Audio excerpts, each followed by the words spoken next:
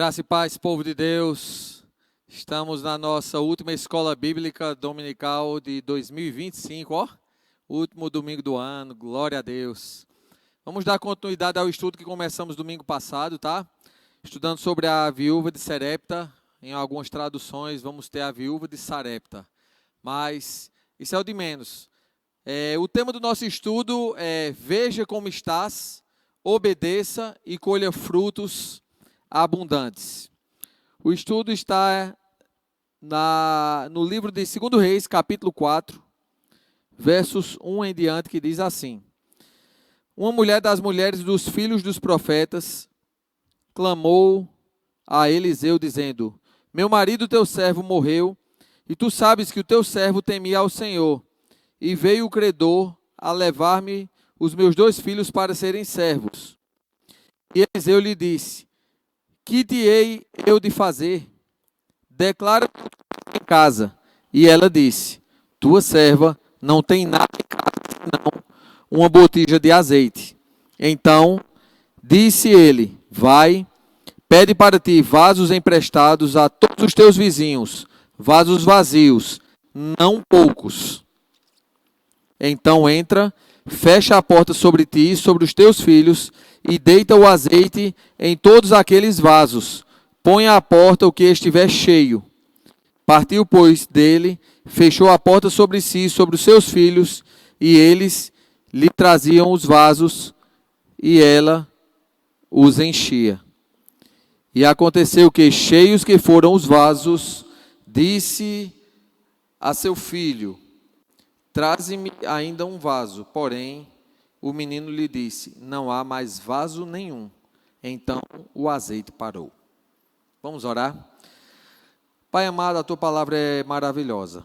Permita que o Senhor nos abençoe, abrindo o nosso entendimento para compreendermos mais, compreendermos melhor tua palavra viva e poderosa, que ela ganhe sentido para nós e que possamos a cada instante estar abertos para perceber e receber mais e mais da tua santa e poderosa palavra, sermos capazes de viver o teu melhor.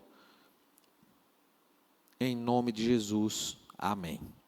Meus queridos, semana passada nós começamos o estudo falando sobre a viúva de Sarepta e encerramos falando sobre a obediência.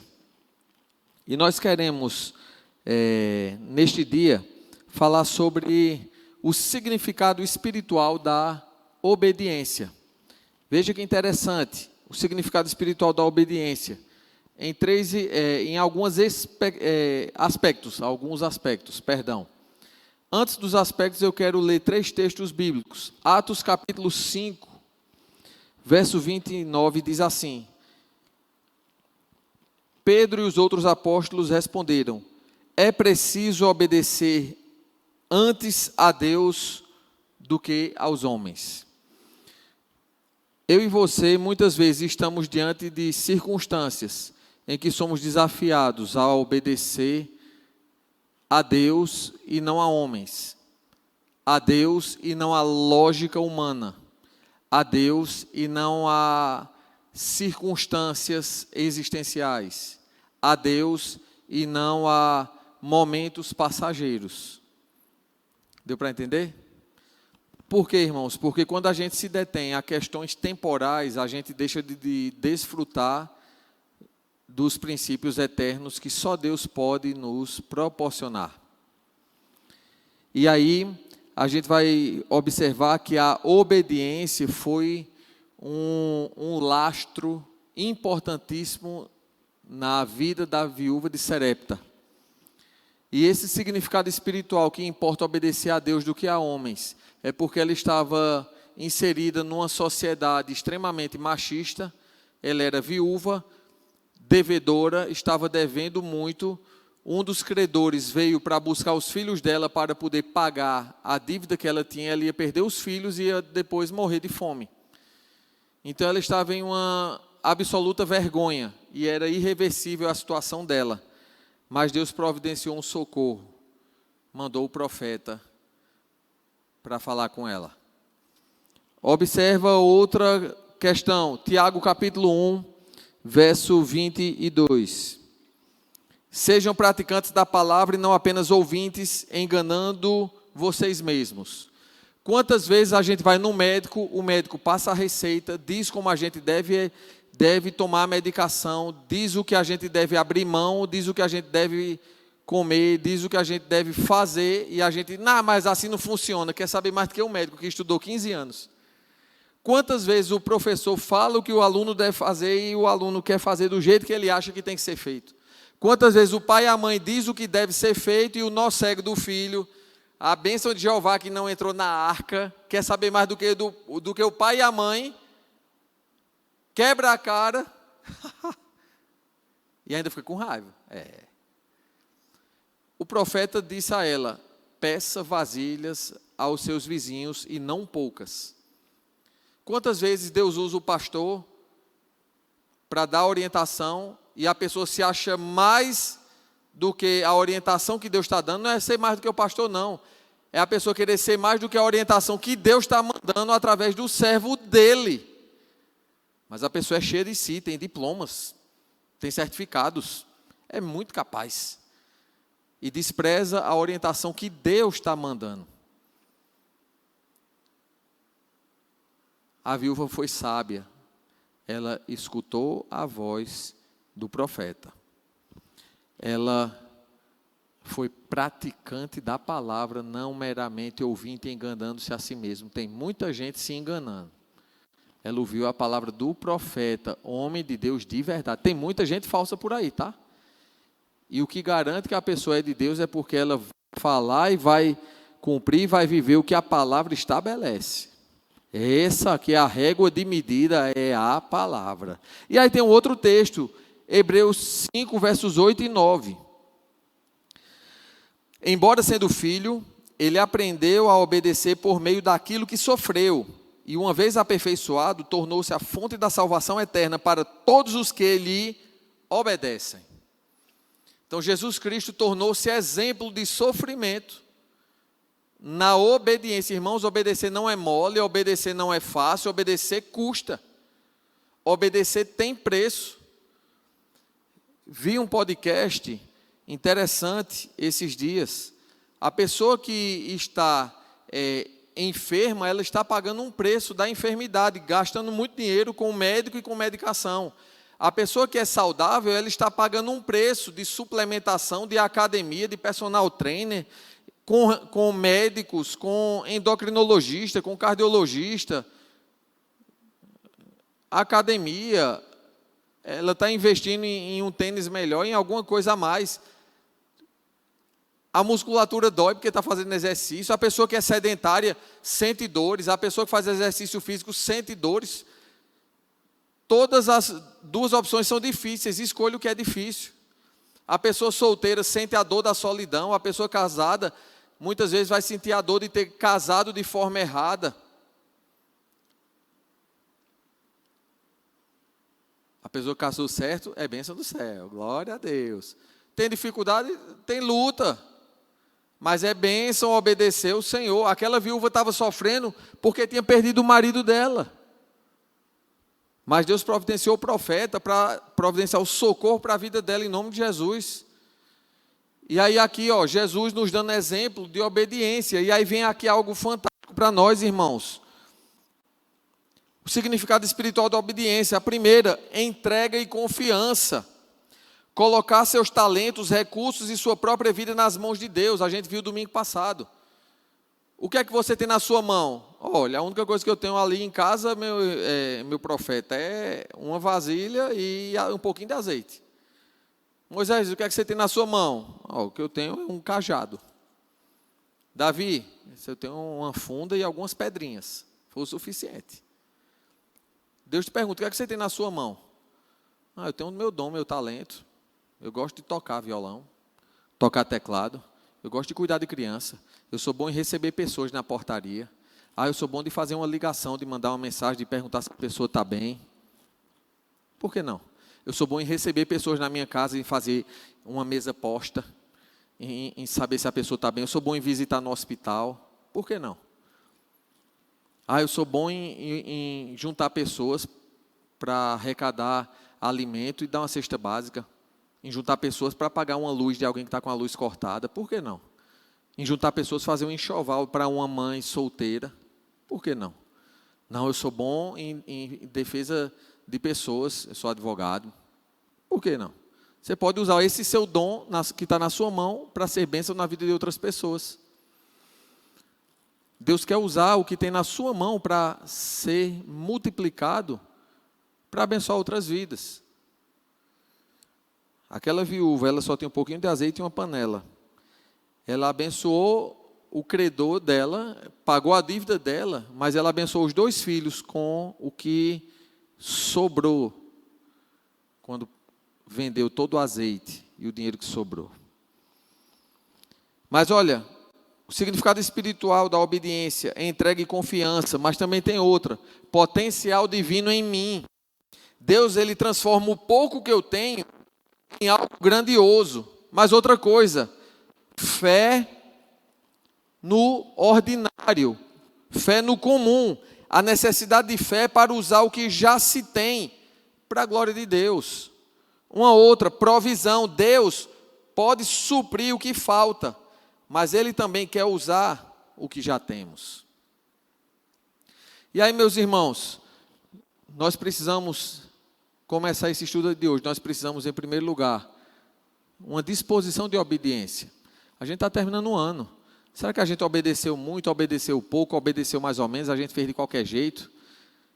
Aí você pode até dizer, não, eu fiz de qualquer jeito, eu tenho que tomar vergonha. E vai continuar de novo do mesmo jeito o ano que vem. Faz isso não, começa melhor, faz melhor. Você não está fazendo para o pastor, você está fazendo para Deus, irmão. Faça para Deus, Deus merece o melhor, porque Ele dá o melhor para nós, todos os dias. Mas olha, continuando nosso estudo, milagres acontecem no secreto. Aí é interessante.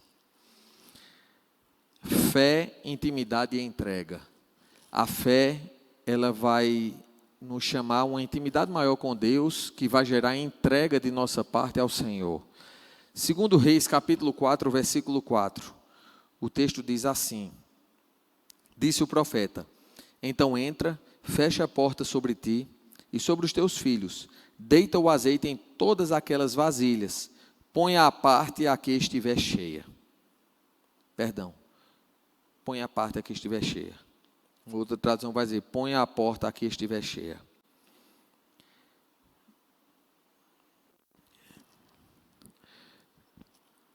Milagres acontecem no secreto. Daniel, ele é um exemplo de alguém que orou de casa. Ele orou de casa. 3 vezes por dia. O texto aqui, irmãos, esse texto aqui de Daniel, capítulo 6, verso 7. Sai um decreto do rei. E esse decreto aqui do rei falou algo interessante. Todos os presidentes do reino, capitães e príncipes, conselheiros e governadores concordaram em promulgar um edito real e confirmar a proibição que qualquer que, por espaço de 30 dias, fizer uma petição a qualquer Deus ou a qualquer homem, e não a ti, ó rei, seja lançado na cova dos leões. Veja, estava proibido de orar a qualquer Deus. O decreto é esse. Sendo que no versículo 10 está registrado: Daniel, pois, quando soube que o edito estava assinado, entrou em sua casa. Ora, havia no seu quarto uma janela aberta voltada para Jerusalém, e 3 vezes ao dia se punha de joelhos e orava, e dava graças diante do seu Deus, como também antes costumava fazer. Perceba algo. Daniel entrava no seu quarto e orava como costumava fazer. Ele não começou a orar por desaforo contra o rei. Ele continuou orando, apesar do rei ter mandado não orar. Você entende? Eu e você precisamos ter o costume de orar e de buscar Deus, porque isso é uma prática de quem é de Jesus. Quem é de Jesus? Você é de Jesus? Você é de Jesus? Pastor Agamenon, você é de Jesus? Patrick, amém? Eu sou de Jesus, meu irmão, eu tenho que orar. Está sem tempo? Lê aquele livro, Ocupado Demais para Deixar de Orar. Baseado em quem? Daniel. Ele governava 40 cidades, tá? Será que ele tinha tempo? Eu tenho que orar. Daniel orava e continuou orando, independente do que o rei dissesse. Por isso que esse texto a gente leu. Importa obedecer a Deus do que a homens. Meu irmão, quem governa a minha vida e a sua é o Senhor, não é governo não. Inclusive a gente tem que orar pelo governo. Nós temos que orar e pedir a Deus pelos nossos governantes, para que Deus dê sabedoria e inteligência a eles, para que Deus abençoe eles, dê discernimento, para que eles tenham misericórdia do povo, tenham amor pelo próximo. Sabe, irmão, eu e você, nós temos a responsabilidade de estar intercedendo para que nós vivamos em paz, diz a Bíblia. E sabe o que é maravilhoso? Quando Daniel orou, entrou no seu quarto e orou, Daniel, ele recebeu a resposta da oração. No capítulo 10, versos 12 ao 14, vem até Daniel, o anjo vem até Daniel e responde: então me disse o anjo, não temas, Daniel, porque desde o primeiro dia em que aplicaste o teu coração a compreender e a humilhar-te perante Deus, são ouvidas as tuas palavras, e eu vim por causa das tuas palavras. Mas o príncipe da Pérsia me resistiu 21 dias, e eis que Miguel veio para ajudar-me, e eu fiquei ali com os reis da Pérsia. Agora vim para fazer-te entender o que há de acontecer ao teu povo nos derradeiros dias, porque a visão é ainda para muitos dias. Veja que interessante, 21 dias, lembra do propósito de Daniel, que também é conhecido como o jejum de Daniel? Daniel, ele tinha feito o propósito, ou jejum de 21 dias. Quando ele começou, Deus mandou a resposta. Mas o príncipe da Pérsia, que é um dos nomes dados ao inimigo de nossas almas, ele entrou no meio e não deixou a resposta chegar. Teve guerra espiritual. Toda vez que você se propõe, busca a Deus em oração, pedindo uma bênção, uma vitória, a resposta de uma cirurgia, uma cura, comprar uma casa, comprar um carro, um terreno, a assinatura de um juiz para uma causa em seu favor, a aprovação de um concurso, de uma entrevista de emprego, da abertura de uma porta de emprego. Meu irmão, o que for, tem guerra espiritual.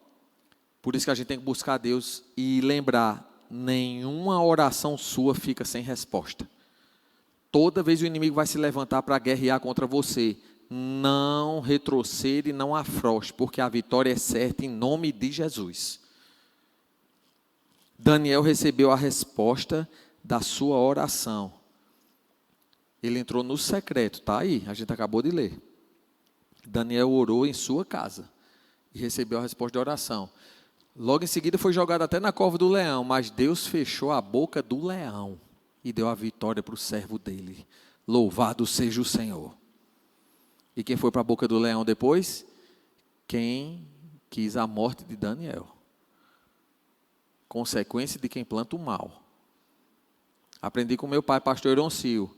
Não desejo o mal de ninguém, não deseje, deixa para lá. Mas a Bíblia diz no Salmo 91, e tu verás a queda do ímpio. Não é para a gente achar bom nem ruim, mas tu verás a queda do ímpio. Daniel viu o livramento que veio do Senhor, fechou a boca do leão. Louvado seja Jesus.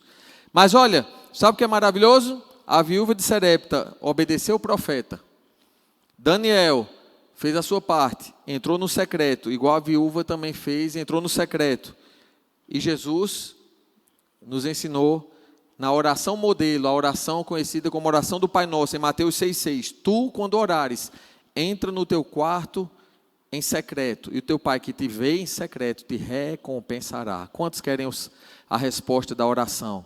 Quantos querem receber a resposta e a vitória que vem do Senhor? Em nome de Jesus, busca a Deus em secreto.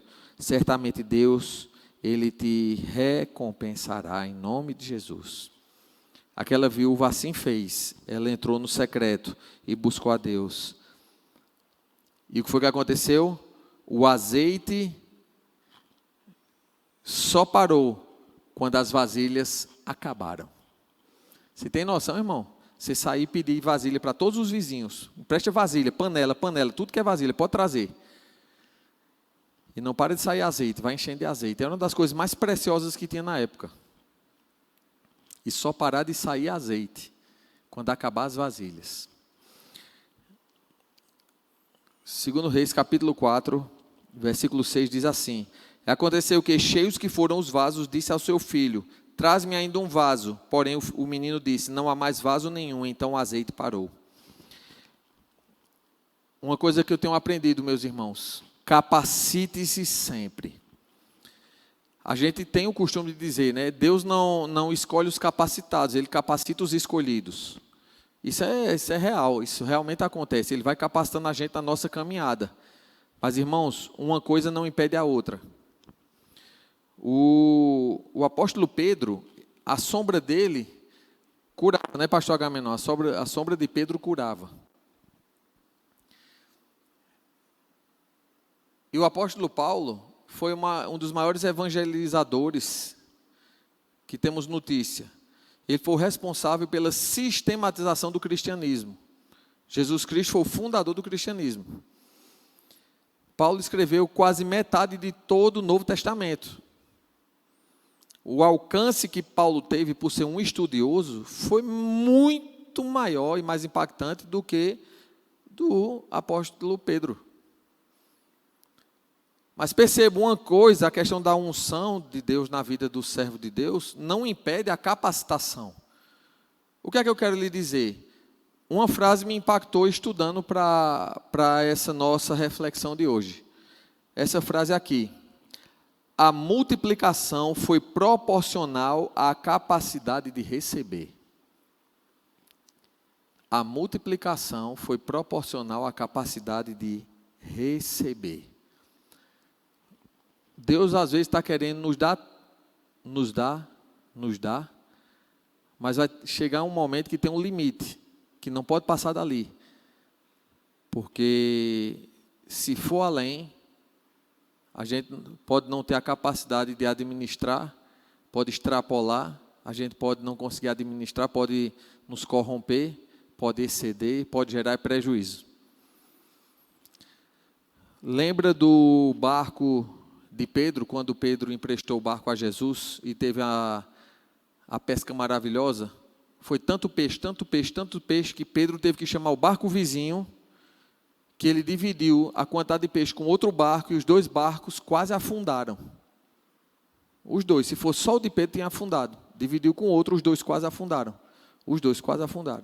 Então perceba, tinha que ser os dois.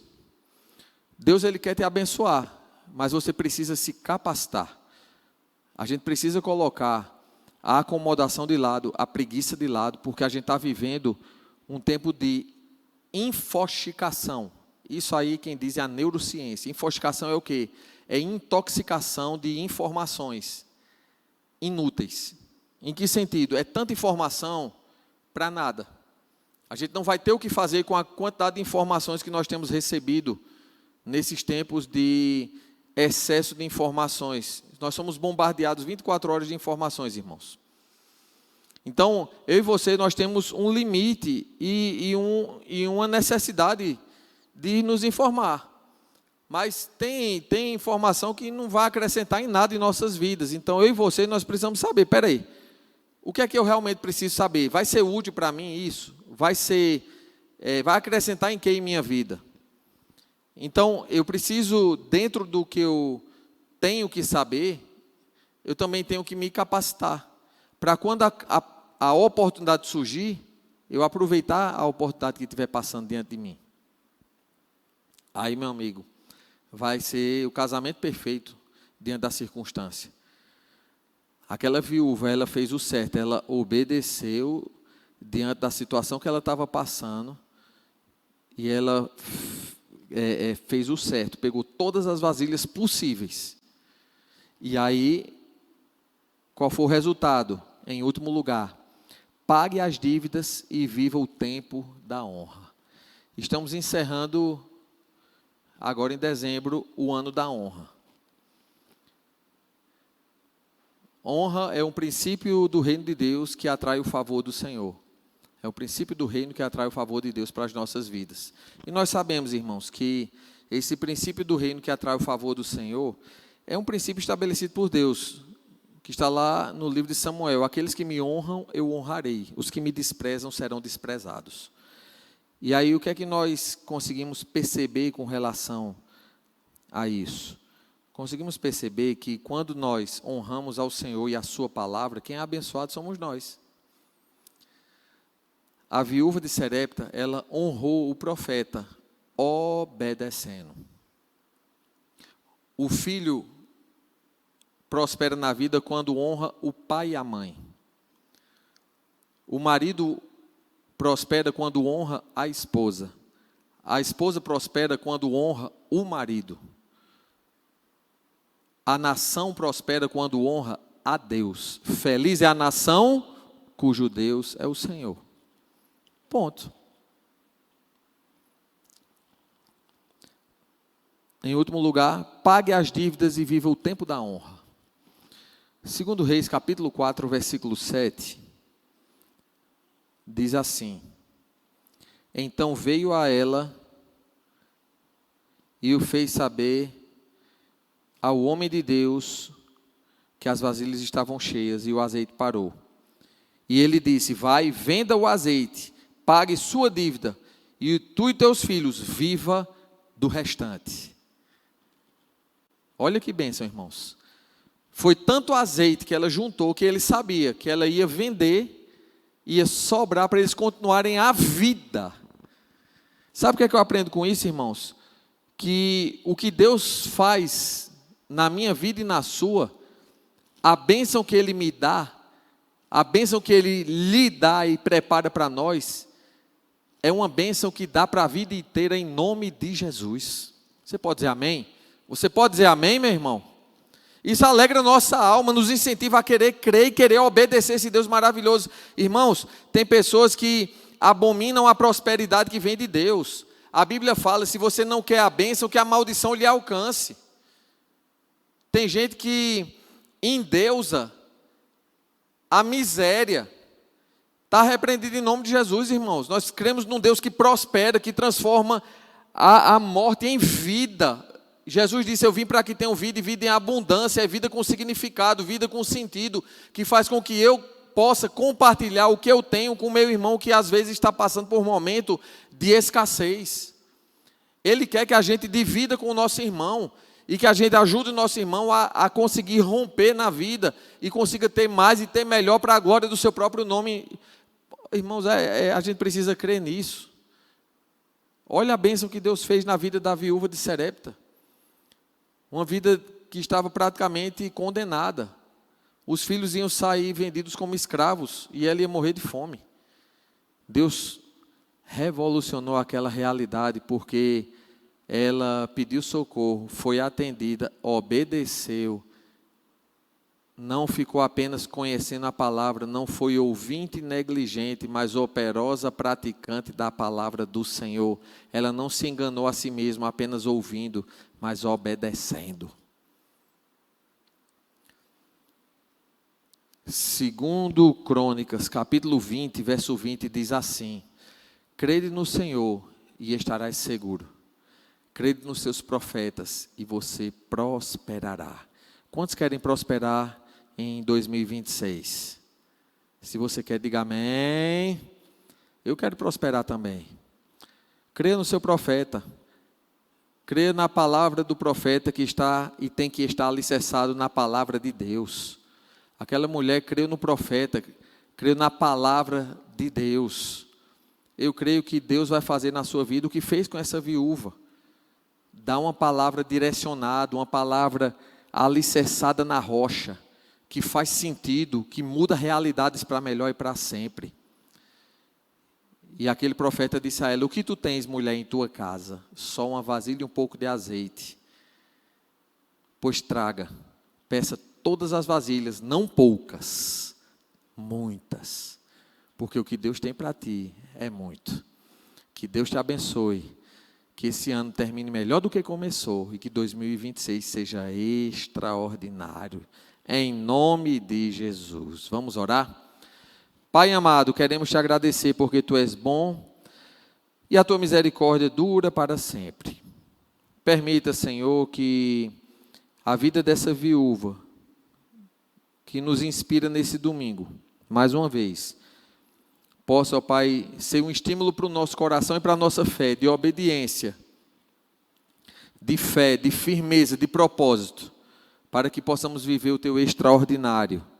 Que o azeite que simboliza a presença do Espírito Santo transborde na minha vida, na vida da minha esposa, ali de Tione e de Davi na minha casa, dos meus pais, da minha cunhada, dos meus irmãos, de toda a nossa família, da nossa igreja aqui em Formosa, de todos que nos assistem pelo canal no YouTube, em nome de Jesus, para que sejam transbordados do Senhor, mas também transbordar de bênçãos espirituais, de bênçãos materiais, para também ajudarmos as nossas famílias, ó Pai, nesse tempo de uma crise econômica que se alastra pelo país. Pai querido, em nome de Jesus, que possamos crer, ó Deus, no Deus do ouro e da prata, porque o Senhor é quem governa sobre as nossas vidas.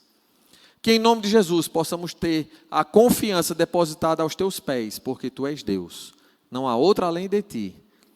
Pai, que possamos sempre estar firmados no Senhor, que possamos a cada instante ver como estamos, obedecer para colher frutos abundantes e o teu nome será glorificado. Em nome de Jesus, amém e amém. Se Deus é por nós, quem será contra nós? E a vitória é nossa, pelo sangue de Jesus. Que Deus te abençoe. Até mais tarde. Deus abençoe.